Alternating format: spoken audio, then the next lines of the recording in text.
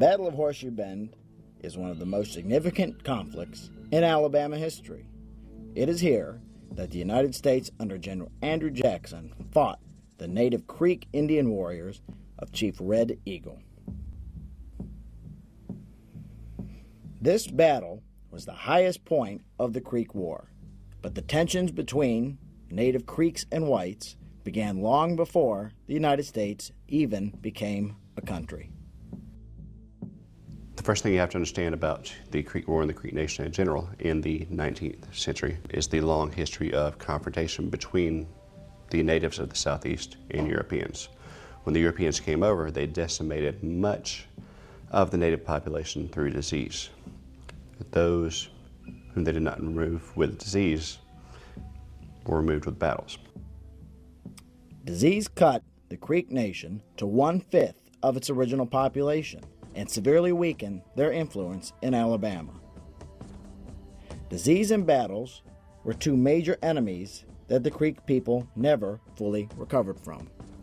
With a weakened Creek Nation, there is an influx of white American settlers from the east into traditional Creek lands.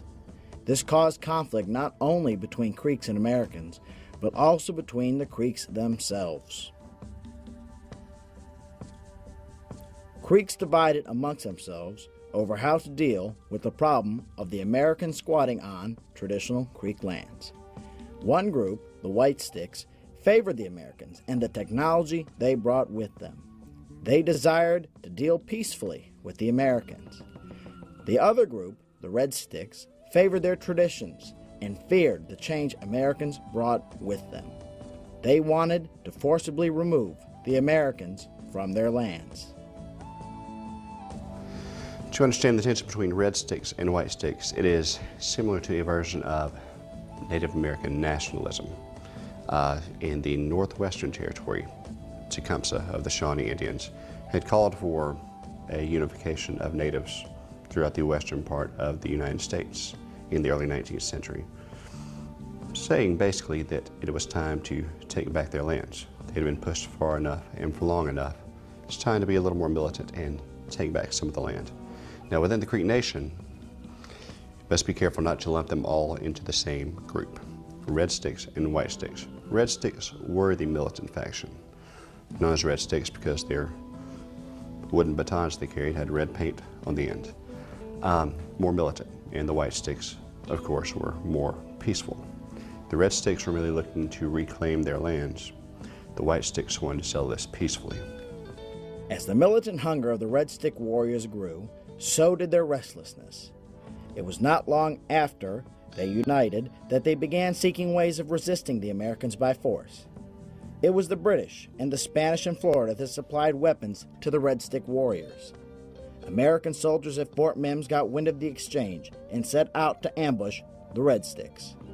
Captain Dixon Bailey led the Americans to success at what would be labeled the Battle of Burnt Corn. However, his success would not be met without retaliation. Red Stick Creeks used the Battle of Burnt Corn Creek to their advantage by claiming it was a declaration of war by the Americans. They proceeded to attack Fort Mims, which would net the frontier national attention.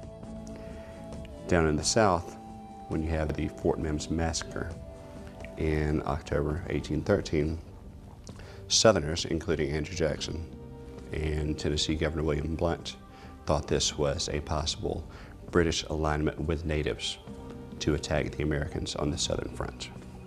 The United States, entangled by the British in the War of 1812, ordered Andrew Jackson, future 7th President of the United States, to lead the Tennessee militia against the Creek aggression. Jackson marched his detachment of volunteers and friendly Creeks into the heart of Alabama.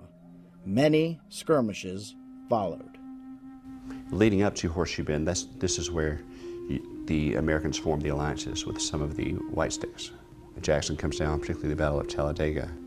They win a couple of skirmishes, not all-out slaughters. The Tennessee militia was having trouble with their supplies, so they weren't as well coordinated as they would have hoped to have been. They have trouble getting together. Small skirmishes, Talladega, Talashachee, but they win. After these smaller confrontations, Jackson returned to Fort Strother to rest and train during the winter months. However, when the spring eventually rolled around, Jackson's militia and Red Eagle's Red Sticks would meet one final time at Horseshoe Bend. They come to the Battle of Horseshoe Bend, March 1814. The Americans with Native allies who didn't want an all-out war and recognized who had the superior military capabilities at the time, joined against the Creeks, who were fortified on a 100-acre peninsula, heavily fortified with breastworks. Jackson, Houston, and their men show up. See, this is impregnable. This is a brilliant defensive move by the Red Sticks. They're there, you can't get across. And the Americans have the idea, we can divert their attention, distract them to another part of the peninsula, then take over. So the Americans swim across the river, take their canoes so they don't have an escape route, set fires to the back part of the breastwork.